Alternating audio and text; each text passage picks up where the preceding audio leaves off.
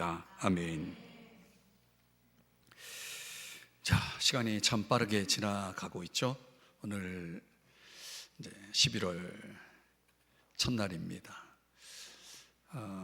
이 교회 행정 시스템으로 따지면은 2024년이 이제 마무리되는 달이기도 하기 때문에 여러 가지로 의미 있는 달입니다. 여러분, 이 11월 모두가 주 안에서 복되고 승리하시기를 축복합니다. 자, 오늘 나의 신앙은 이런 제목으로 여러분들과 같이 이제 말씀을 묵상하려고 합니다.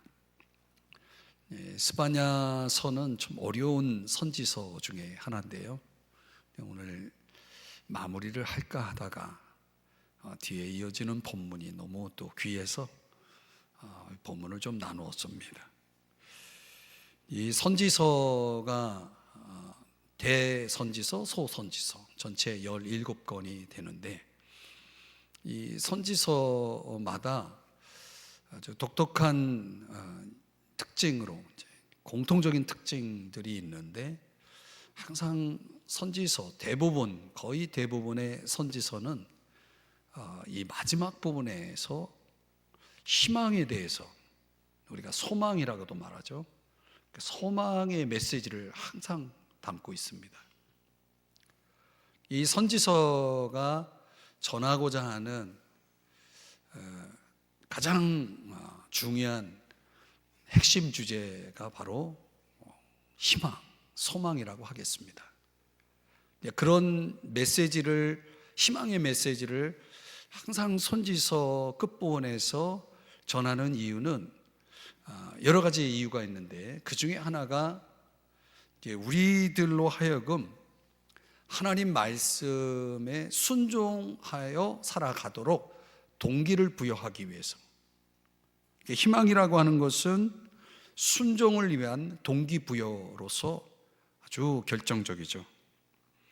언약적인 축복을 약속하고 희망을 선포할 때 그 언약적 축복에 대한 희망이 우리들에게 이루어지기 위해서 전제 조건으로 제시하는 것이 순종이죠. 항상 하나님 말씀대로 우리가 움직이기만 하면, 따르기만 하면은 그 언약적 축복은 당연히 하나님께서 약속하신 것이기 때문에 반드시 이루어지는 거죠. 저는 요즘 하나님 앞에 매달려 기도하는 여러 가지 기도 제목들이 있는데, 참 하나님은 참 신비하시다라는 생각을 많이 이렇게 하게 됩니다. 알게 모르게 하나님이 내 신음소리를 들으시는가? 아니, 내 생각까지도 하나님이 다 들여다보시고 이렇게 그분이 운행하시는 것들을 느끼거든요. 아니, 알게 하십니다. 그러니까 내 생각과 하나님의 생각이 다름을 확실하게 느끼는, 하나님이 개입하시고 역사하시는 그 놀라운 방법으로 하나님께서 일하고 계시다라고 하는 것을 이 기도자인 저에게 하나님이 자꾸 보여주세요.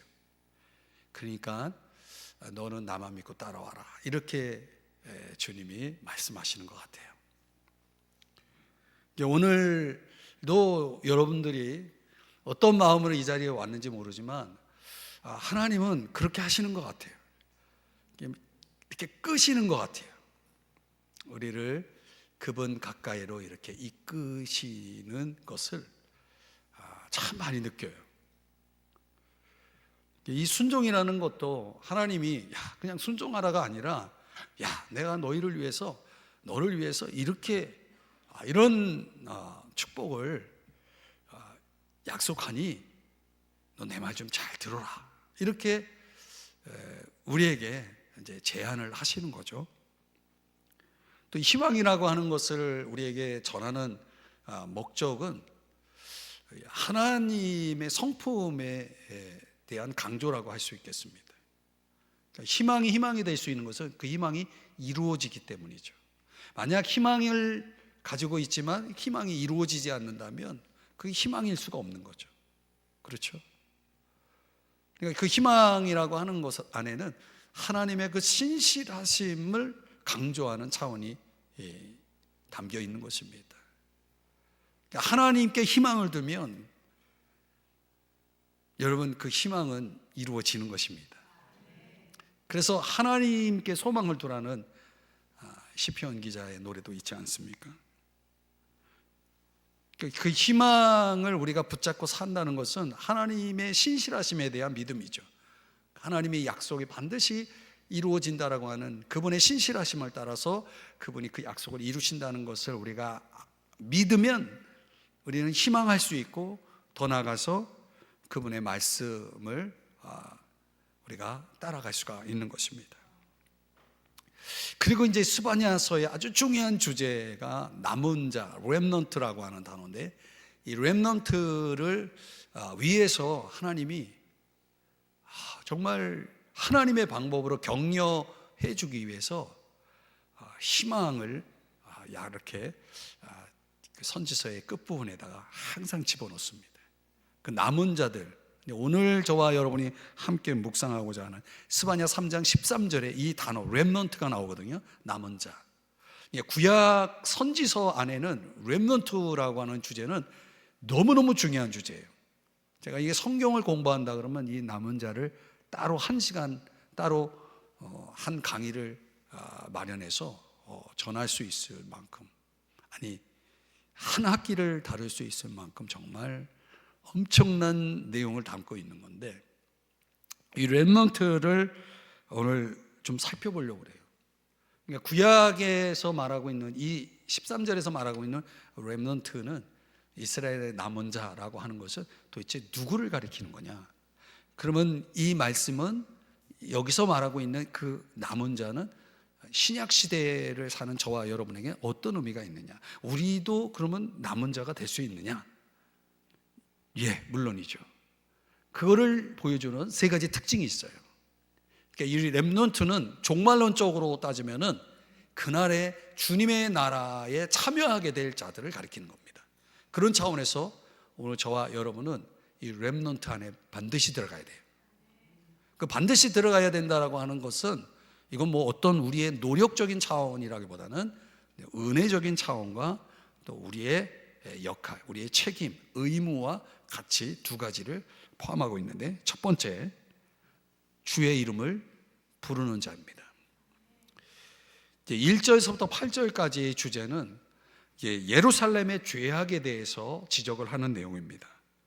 그리고 그 죄악에 대해서 하나님이 심판을 예고하는 내용이 1절에서부터 8절까지, 오늘 보면 3장의 거의 본문의 절반 이상은 예루살렘의 죄악에 대한 이 하나님의 진노와 심판을 예고하는 말씀인데, 2절을 대표적으로 보면 그 예루살렘의 죄악, 대표적인 죄악이 뭐냐면 바로 이겁니다. 한번 2절 다 같이 함께 읽어보겠습니다. 시작. 그가 명령을 듣지 아니하며 교훈을 받지 아니하며 여호와를 의뢰하지 아니하며 자기 하나님에게 가까이 나아가지 아니하였도다. 계속 아니하며 네 번 나오죠. 뭘 아니한다는 겁니까? 예, 요약하면 두 가지예요. 전체는 네 가지지만 요약하면 우리의 주관자 되신 하나님을 믿지 않는 거예요. 그러니까 의뢰하지 않는다, 믿지 않는 거죠. 불신을 얘기해요. 예루살렘, 이스라엘, 유다 백성을 우리가 예루살렘이라고 말하는데, 이 예루살렘의 죄악이 바로 뭐냐? 하나님에 대한 불신인 거죠. 근데 하나님을 믿지 않는 사람들이 하는 게 뭐냐면 하나님을 멀리하는 겁니다. 반대로 얘기하면 믿음이 없이는 기쁘시게 못하나니, 하나님께 나아가는 자는 반드시 그가 계신 것과 그가 또한 자기를 찾는 자들에게 상 주시는 이심을 믿어야 할지니라.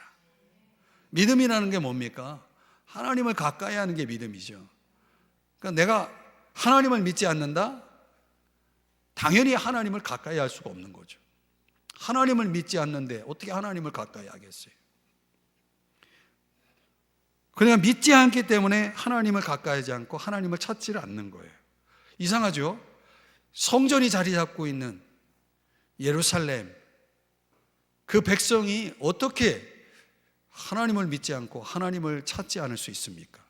오늘날 교회랑 다르지 않죠. 교회를 다니는 사람이 하나님을 안 믿어요. 교회를 다니는 사람이 하나님을 찾질 않아요. 여러분, 교회 다니는 사람들이 다, 우리 교회 나오는 사람들이 뭐 다 하나님을 믿는 사람이라고 생각하십니까? 절대 그렇지 않아요.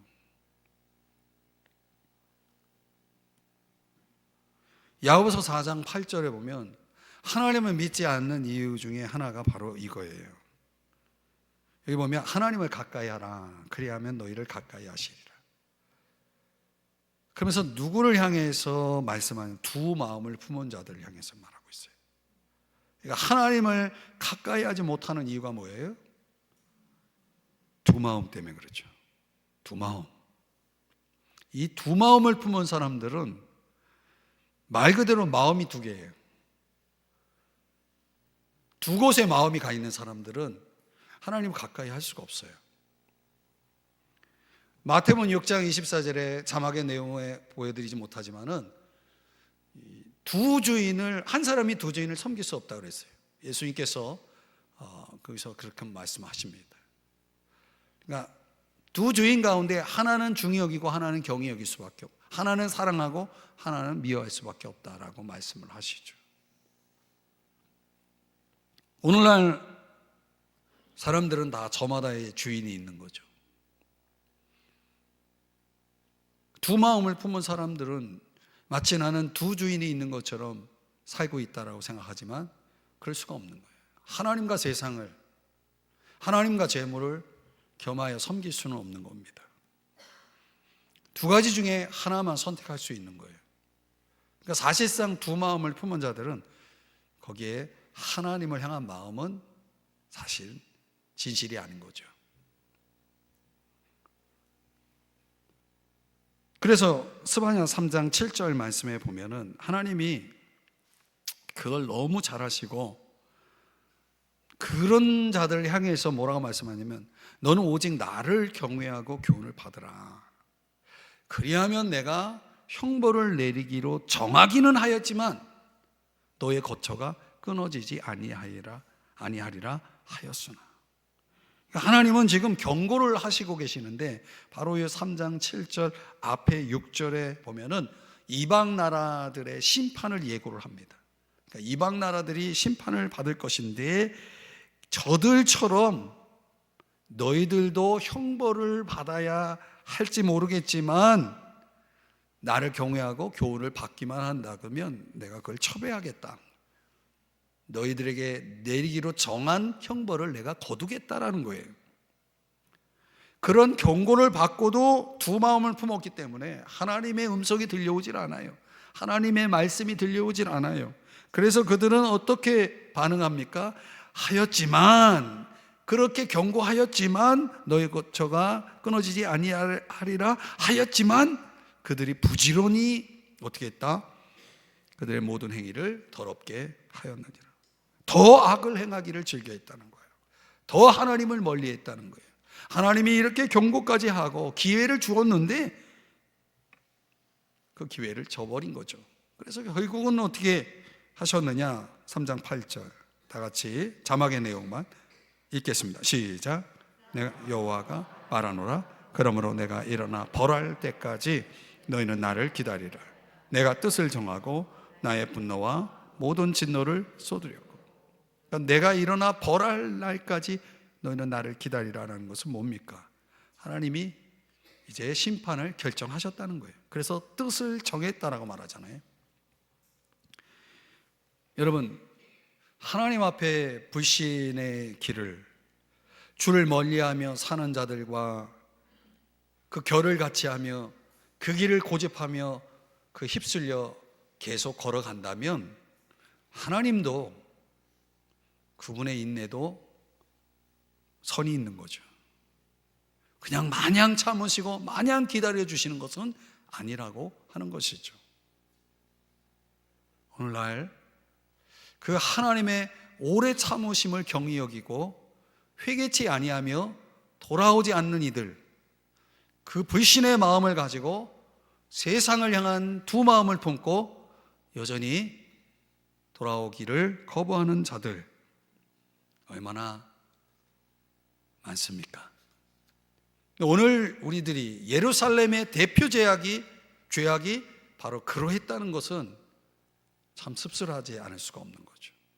오늘날 교회 안에도 이런 경고를 들어야 될 사람들이 있다는 것을 말씀해 주는 것입니다.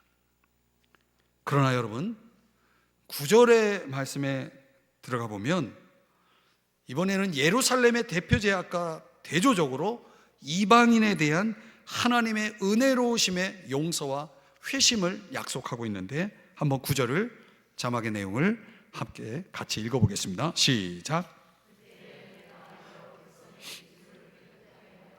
그들이 다 여호와의 이름을 부르며 한 가지로 나를 섬기게 하리니. 아멘. 그러니까 내가 뭐 하겠다고요? 여러 백성의 입술을 깨끗하게 하겠다. 입술의 정화를 약속하고 있죠.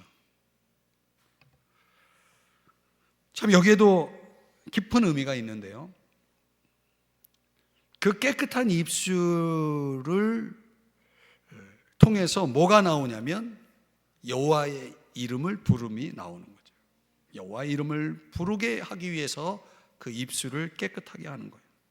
그 입술의 깨끗함은 단순한 어떤 우리의 입술의 정화의 의미만 있는 것이 아니라 우리의 마음속 정화를 의미한다. 그러니까 이 표현 자체가 뭘 강조한 거냐면 회개를 강조한 거예요. 그 회개를 통해서 마음의 변화가 일어나게 되는 거죠. 그래서 마음의 변화가 일어난 사람들은 두 가지 결과가 나오는 거예요. 첫 번째는 여호와의 이름을 부르며, 두 번째는 한 가지로라고 하는 것은 일심으로 합심하여 다른 여러 사람들과 같이 함께 나를 섬기게 하리니, 하나님을 예배하게 하겠다는 거예요. 놀라운 변화죠. 그러니까 입술의 변화와 마음의 변화가 어디까지 가게 하냐면 하나님을 섬기게, 하나님을 예배하게 만드는 거죠. 근데 여기는 왜 마음의 변화는 강조하지 않고 그 입술을 깨끗하게 하는 것만 언급하고 있느냐? 사실 의미적으로는 마음의 정화가 같이 포함되어 있는 거예요. 왜냐하면 마태복음 12장 34절의 말씀에 보면 결국 입의 정화라고 하는 것은, 입으로 말하는 것은 어디에서 나오는 겁니까? 네, 마음에 가득한 것으로 그게 표현되는 거기 때문에 결국은 입술을 깨끗하게 한다는 것은 그 마음까지도 하나님께서 변화시키겠다고 하는 것을 말씀하고 있는 거예요. 그러니까 정결한 입술이라는 것은 죄 사함, 그리고 정결한 마음을 동시에 의미한다라고 하는 것을 말씀하는 것입니다. 이게 이제 성령의 역사거든요. 이사야 6장 6절 7절 말씀에 보면은 선지자 이사야가 소명을 받는 그 장이잖아요. 거기서 이제 하나님의 천사 그 스랍들이 숯을 들고 이사야의 입술에 갖다 대죠. 그때 선지자 이사야가 7절에서 이런 고백을 하는 것입니다. 이제 그 선지자 이사야에게 이렇게 천사가 얘기하죠. 이것이 내 입에 닿았으니 내 악이 제하여졌고 내 죄가 사하여졌느니라. 이렇게 하고 이제 그 뒤에 이제 소명까지 섬기는 쪽으로 가는 거죠. 그러니까 오늘 스바냐서하고 이사야서하고 그 전개 과정에 약간 강조점이 다르지만은 결국 입술의 정화와 마음의 정화가 결국 주 예수의 이름을 부르게 하는 쪽으로 가고 하나님을 섬기게 하는 쪽으로 가는 것. 결국 이 모든 것이 남은 자라고 하는 것을 나타내는 특징이라는 거예요. 그러니까 마음이 진실해지고 깨끗해지고 입술이 깨끗해진 사람들은 하나님을 그 정화된 입술을 통해서 나의 하나님, 나의 아버지, 나의 주님이라고 고백하게 되는 거죠. 주의 이름을 부르게 되어지는 것입니다. 그것이 바로 오늘 스바냐가 말하고 있는 이스라엘의 남은 자들의 특징이라는 거예요. 이거를 사도 바울은 그의 서신 로마서 10장 13절에서 이렇게 인용을 하고 있는 거죠. 누구든지 주의 이름을 부르는 자는 뭘 받아요? 구원을 받으리라. 이 신약의 그리스도인들이 스바냐가 말하는 신약 시대의 남은 자임을 말씀해 주고 있는 것입니다. 그도 그럴 것이 이 10장 13절 앞부분에 나와 있는 로마서 10장 9절의 말씀을 한번 우리 나같이 함께 읽어보시고 제가 설명하겠습니다. 시작. 내가 만일 내 입으로 예수를 주로 시인하며 또 하나님께서 그를 죽은 자 가운데서 살리신 것을 내 마음에 믿으면 구원을 받으리라. 아멘. 그렇죠. 입으로 예수를 주로 시인한다. 주 예수의 이름을 부르죠. 그러나 그 시인함이 입술만의 고백이 아니라, 시인이 아니라 마음에 뭐가 함께하여? 믿음이 함께하는 거죠. 뭘 믿는 겁니까? 마음으로 믿는 게 뭐예요? 하나님께서 그를 죽은 자 가운데서 살리신 것. 이 하나님께서 그를 죽은 자 가운데 살리신 것, 예수께서 십자가에서 나를 위해 죽으신 이유를 마음으로 믿는 거예요. 왜 나를 위해 십자가에서 죽으신 거죠? 우리의 죄의 문제를 해결하기 위해서. 동시에 베드로전서에 보면 나를 하나님 앞으로 인도하기 위해서, 새 생명을 주시기 위해서. 그러니까 예수 십자가의 그 목적은 저와 여러분의 죄의 문제를 해결할 뿐만 아니라 저와 여러분을 새 생명 가운데 하나님 앞으로 인도하기 위해서, 하나님 앞으로 나아가게 하기 위해서. 이 후자가 굉장히 중요한 거예요. 이걸 위해서 죄를 용서한 거예요. 죄 문제를 해결한 거죠. 그래서 예수 그리스도를 나의 구주, 나의 주님이라고 부를 때에 우리는 구원에 이르게 되는 거죠. 로마서 10장 10절에 그래서 이렇게 결론을 내린 거죠. 사람이 마음으로 믿고 또 의에 이르고 입으로 시인해서 구원에 이르는 거예요. 사랑하는 여러분, 오늘 명심할 것은 저와 여러분이 이제 종말의 구속의 날에 저와 여러분이 이 남은 자의 그룹에 들어가려면 주의 이름을 부르는 자가 되어야 되는 겁니다. 주의 이름을 부른다라고 하는 것은 지금까지 설명한 내용대로라면 입술의 고백과 마음의 믿음이 있어서 그걸 통해서 구원받은 자들을 가리키죠. 그럼 그걸로 끝나는 것이 아니라 스바냐는 분명히 그 입술의 정화를 통해서 그들이 두 가지 결과를 가져온다고 그랬잖아요. 주님을 가까이 한다고 그랬잖아요. 정말 주의 이름을 부르는 자는 누굽니까? 결과적으로는 구원을 받는 자지만, 남은 자이지만 그들의 특징이 뭡니까? 주의 이름을 부르는 자는 주님을 가까이 한다는 거예요. 그리고 주님을 일심으로 한 가지로 합심하여 그분을 섬긴다는 거죠. 예배한다는 거죠. 그게 주의 이름을 부르는 자의 특징, 남은 자의 특징인 것입니다. 오늘 저와 여러분이 이 남은 자 안에 있기를 축복합니다. 두 번째로 성령으로 거듭난 자입니다. 비슷한 의미지만 앞에 주의 이름을 부르는 자랑 성령으로 거듭난 자는 결국 같은 의미라고도 할 수 있지만 좀 다른 차원을 강조합니다. 11절, 오늘 본문 말씀 11절을 좀 길지만 같이 읽어보겠습니다. 시작. 그날에 내가 내게 범죄한 모든 행위로 말미암아 수치를 당하지 아니할 것은 그때에 내가 내 가운데서 교만하여 자랑하는 자들을 제거하여 내가 나의 성산에서 다시는 교만하지 않게 할 것임이라. 아멘. 이게 남은 자 안에 들어올 수 없는 자를 아주 정확하게 짚고 있죠. 어떤 자들이 남은 자 안에 들어올 수 없다라고 말씀하냐면 교만하여 자랑하는 자들이죠. 자랑한다는 건 뭡니까? 자기를 높이는 거죠. 신약적으로 말하면 교만한 자는 자기가 삶의 중심인 거예요. 항상 자기가 삶의 중심이고 자기를 믿고 사는 사람들 있죠. 이런 사람들 얼마나 많아요. 자기를 믿고 사는 사람들. 이 자기를 믿고 사는데 예수님이 필요하겠습니까? 그런 사람에겐 예수님 필요 없는 거죠. 자기 노력으로, 자기 어떤 힘으로 살아가려고 하던 거 아니겠습니까? 성경은 이런 사람을 뭐라고 말하냐면 교만한 사람이라고 말하는 거예요. 항상 자기중심적이고 자기가 모든 것의 주인 되는 그런 주인 노릇하려고 하는 그런 자들. 이런 사람들은 그 교만이 꺾이지 않는 한 예수를 믿을 가능성은 전무한 거죠. 절대 그리스도인이 될 수 없는 자들이죠. 오늘 저와 여러분의 마음속에 이런 교만은 없나요? 내가 주인 노릇하려는 그런 마음 말이죠. 이 교만이 깨져야 됩니다. 그런데요, 하나님은 우리가 교만한지 아니한지를 너무나 잘 아신다는 거예요. 아십니까? 여러분, 사람을 속일 수는 있어요.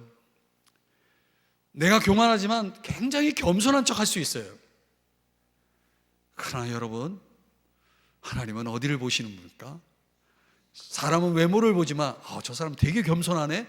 이럴지 모르겠지만 하나님은 중심을 보시는 분이기 때문에 우리가 교만한지 아닌지를 너무나 정확하게 아시는 거죠.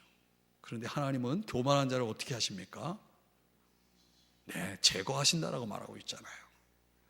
하나님의 성산에 들어올 수가 없어요. 하나님의 임재 가운데 나올 수가 없어요. 하나님의 정말 이 종말의 때에 그들을 품겠다라고 말씀하신, 약속하신 남은 자 그룹에 들어올 수가 없는 거죠. 그래서 대조적으로 그 11절과 대조적으로 12절에서 다음과 같이 말씀하는 거예요. 다 같이 자막을 보면서 읽습니다. 시작. 내가 공고하고 가난한 백성을 뇌 가운데 남겨두리니 그들이 여호와의 이름을 의탁하여 보호를 받을지라. 아멘. 너무나 귀한 말씀이에요. 여기 공고하고 가난한 백성이라고 하는 이 표현이 세 번역에서는 온순하고 겸손한 사람들 이렇게 표현하고 있어요. 어디서 많이 들어본 듯한 말씀 아닙니까? 온순하고 겸손한 사람들. 남은 자에 들어올 사람들은 이런 마음을 가진 자다라고 말하는 거죠. 공고하고 가난한 백성, 온순하고 겸손한 백성.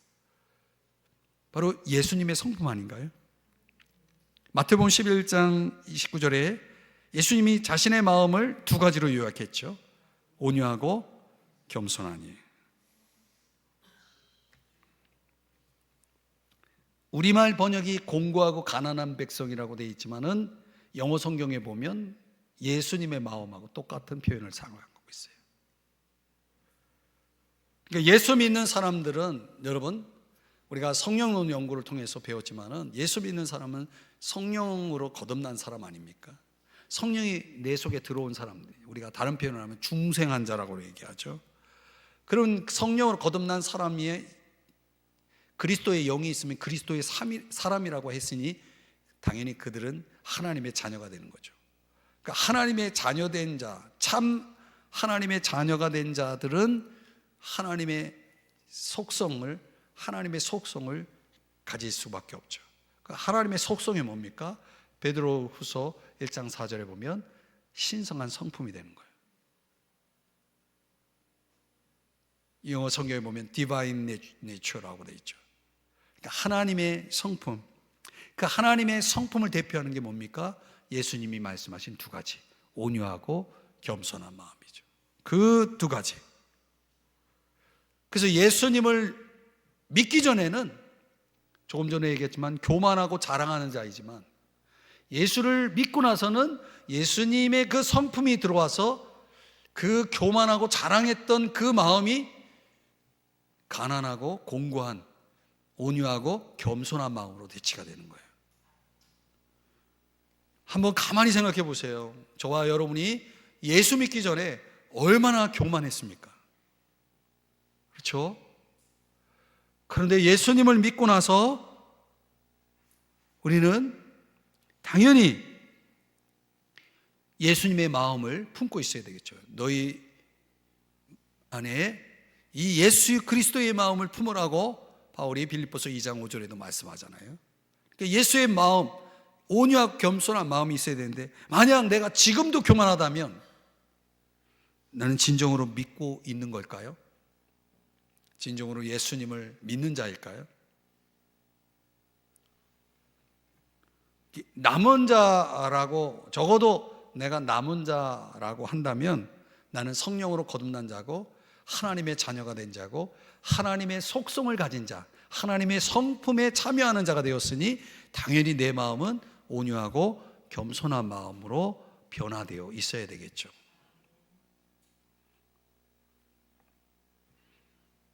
오늘 여러분의 마음을 돌아보시고 과연 내가 남은 자 안에 들어와 있을 만한 이 마음의 변화를 가진 자인지,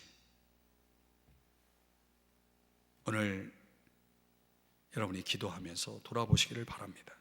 마지막 세 번째는 남은 자 속에 들어오는 자들의 특징은 거룩하게 사는 자입니다. 13절 자막의 내용만 함께 읽습니다. 시작. 이스라엘의 남은 자는 악을 행하지 아니하며 거짓을 말하지 아니하며 입에 거짓된 혀가 없으며. 아멘. 자, 여기 세 가지를 말씀하고 있지만은 한마디로 거룩한 삶을 사는 자죠. 거룩하게 사는 겁니다. 행위나 그 입술이나 이런 언행에 있어서 거룩함을 추구하는 자죠. 동일한 본문이 이 13절을 좀 더 자세하게 설명해 주는 성경이 시편 24편입니다. 세 번역으로 보면 누가 주님의 산에 오를 수 있으며 누가 그 거룩한 곳에 들어설 수 있느냐? 바로 주님의 성산에 들어갈 남은 자들이 가지고 있는 이 삶을, 그들이 보여주는 삶을 이야기하는 것이죠. 계속되는 말씀 4절을 보면 깨끗한 손, 해맑은 마음, 이런 것들이 있어야 된다는 거예요. 헛된 우상에게 마음이 팔리지 않고 거짓 맹세를 하지 않는 사람이다. 그런 사람에게 주시는 약속이 뭐냐? 5절 6절이에요. 자, 자막의 내용 보시면서 함께 또 읽어보겠습니다. 시작. 그런 사람은 주님께서 주시는 복을 받고 그를 구원하시는 하나님께로부터 의롭다고 인정받을 사람이다. 그런 사람은 주님을 찾는 사람이요 야곱의 하나님의 얼굴을 사모하는 사람이다. 그렇죠? 이 거룩한 곳에 들어설 자, 남은 자의 특징은 이렇게 요약될 수 있는 거죠. 주님을 찾는 사람, 하나님의 얼굴을 사모하는 사람. 어쩌면 그것이 의에 줄이고 목마름이라고 하는 차원으로 설명할 수도 있겠습니다. 그렇게 되기 위해서 주님을 찾기 때문에, 주님의 얼굴을 보기를 원하기 때문에, 그분의 얼굴을 아련하고자 한다면 우리는 지금 내 삶이 어떠해야 됩니까? 여러분이 정말 높은 분을 만나기 위해서는 얼마나 여러분 스스로를 단장합니까? 그렇죠?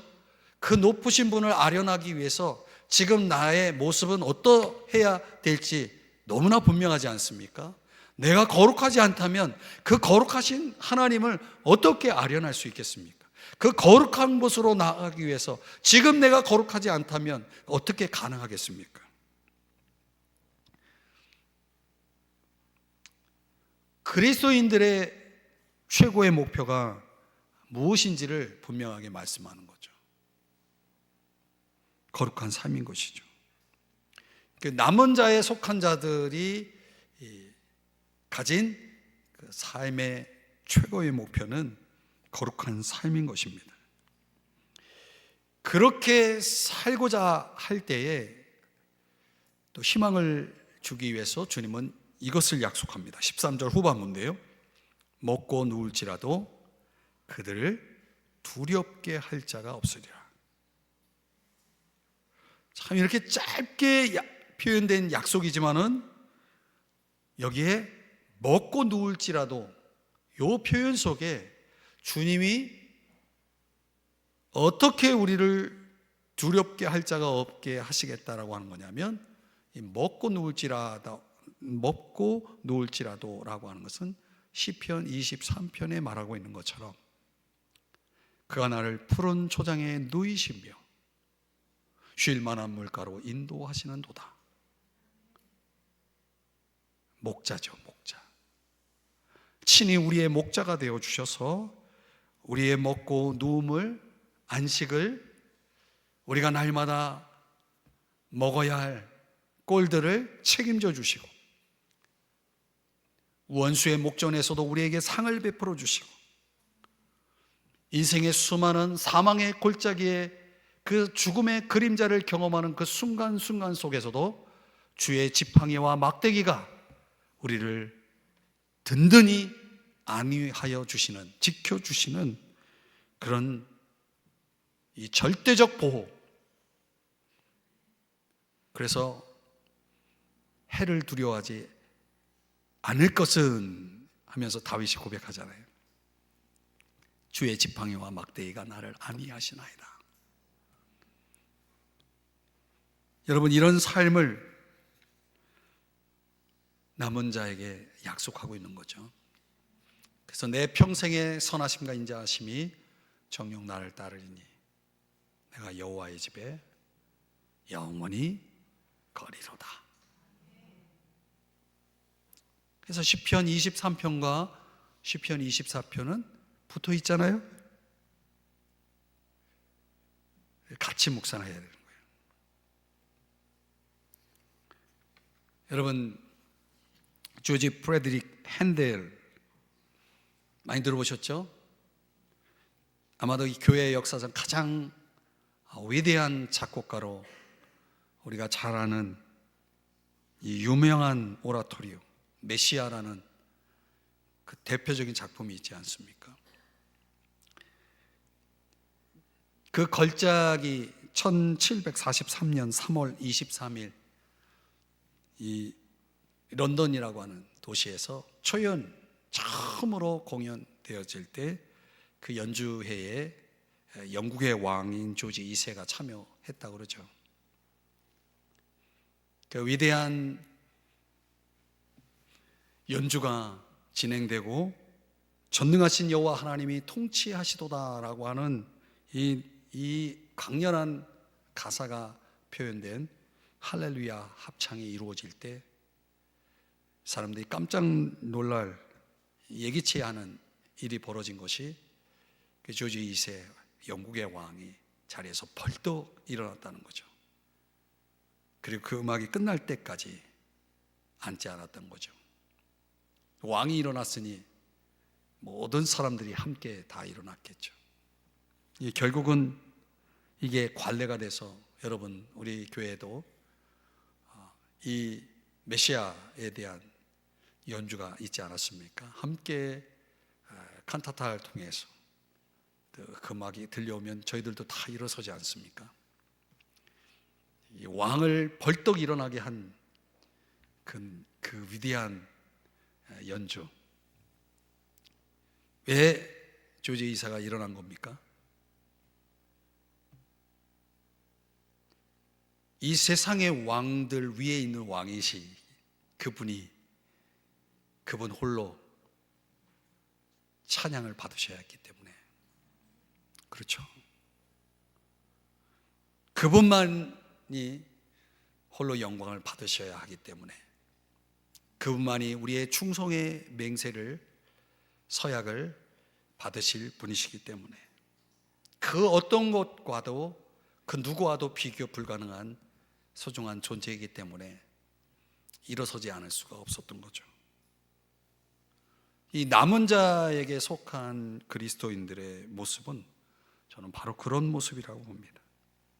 우리의 존재가 그분 앞에서 그 위험 속에 그 거룩하심 앞에 온전히 드려지고 그분이 홀로 영광을 받으시는 그런 예배적 삶이 우리의 인생의 장에서 나타나야 되는 거죠. 하나님을 어떻게 보느냐가 그 사람의 인생도 바꾸어 놓는 것이죠. 그러면 한 개인의 인생이라는 것은 결국 그 사람이 하나님에 대해서 어떤 생각을 가지고 있느냐에 따라서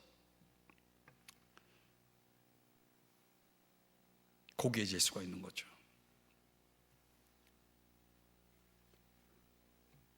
겸손히 주님을 의지하고 주님을 찾으시는 여러분 되시길 주의 축복합니다. 그러니까 거룩한 삶을 추구해야 됩니다. 그것은 우리가 그분을 아련해야 될 존재이기 때문에, 그분의 백성이기 때문에, 그분의 양이기 때문에 거기에 걸맞는 삶이 있어져야 하는 것입니다. 말씀의 결론을 내리면서 제가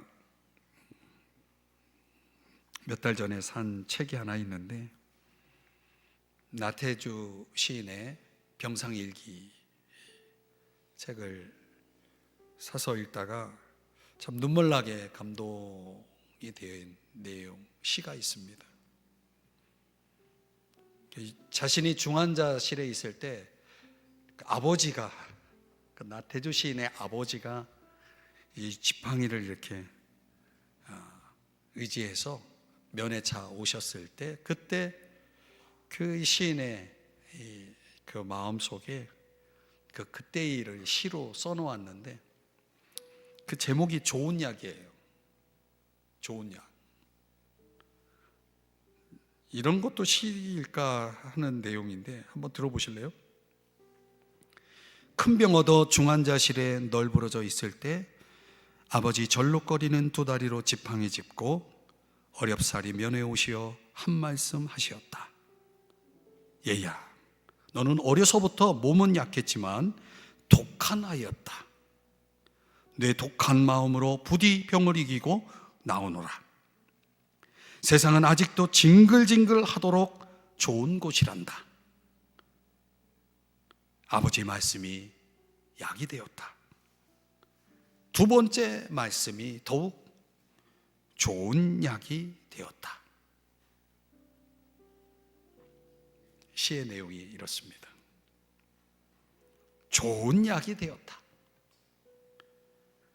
그 아버지의 말씀, 이 시인의 마음 속에 그 아픔을 씻을 좋은 약이 되었던 아버지의 말씀이 뭐였습니까?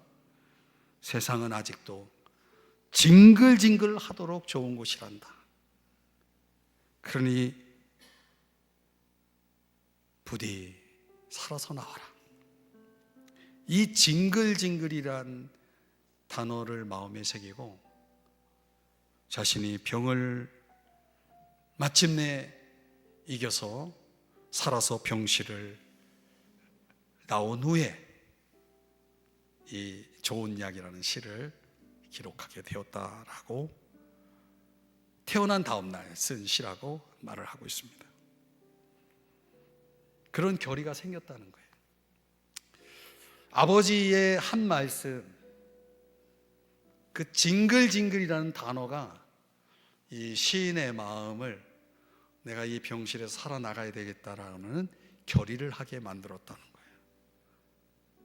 의사가 처방해 준 약이 아니라 아버지의 그 한 말씀이 이 시인을 병을 이기게 해 주었다는 거죠. 이보다 더 좋은 약은 없는 거죠. 이 희망의 하나님께서, 저는 오늘 이 스바냐 3장 1절에서 13절까지 말씀 속에서 오늘 저와 여러분에게도 좋은 약 하나를 소개해 주셨다. 그게 뭐냐? 남은 자 약속이에요. 렘넌트. 여러분, 이 세상에 정함 있는 것이 있습니까? 모든 게 다 변하고 있어요. 사람도 변하고 나도 변하고 변하지 않는 게 없어요. 그런데 변하지 않는 것이 딱 하나, 하나님밖에 없어요. 변하지 않는 분. 그분에게 우리가 우리 인생을 걸어야 되지 않겠습니까? 그분에게 우리의 소망을 걸어야 되지 않을까요? 그 희망의 하나님께서 우리에게 남은 자라고 하는 이 소중한 약속의 한 말씀이 우리 인생의 남은 날들을 걸어가는데 우리를 살게 해주는 최고의 명약, 좋은 약이 될 수 있지 않을까라는 생각을 해봅니다. 오늘 나의 신앙은 이 남은 자 속에 들어갈 신앙인가 다시 한번 돌아보면서 주의 이름을 부르는 자가 되시기를 바랍니다. 성령으로 거듭난 자가 되어서 마음속 교만 자랑을 다 내버리고 우리 마음속에 예수의 마음, 온유하고 겸손한 마음을 품고 거룩한 삶, 주님을 아련할 때 부끄러움이 없을 수 있는 그런 거룩한 삶을 추구해 나가는 저와 여러분이 될 수 있기를 주님의 이름으로 축복합니다. 오늘 이 밤에도 기도할 때 여러분 비록 짧은 시간 기도하더라도 마음을 다해서 우리 하나님 앞에 쏟을 때에 우리의 마음을 토해 놓을 때에 틀림없이 주님은 여러분의 신음소리를 들으시고 또 하나님께서 다 알아들으세요. 여러분의 입술에 고백이 없어도 여러분의 마음을 보시고 다 알아들으시고 응답하시는 분이십니다. 오늘 밤에 뜨겁게 기도하시기를 바랍니다. 기도하겠습니다. 하나님 아버지,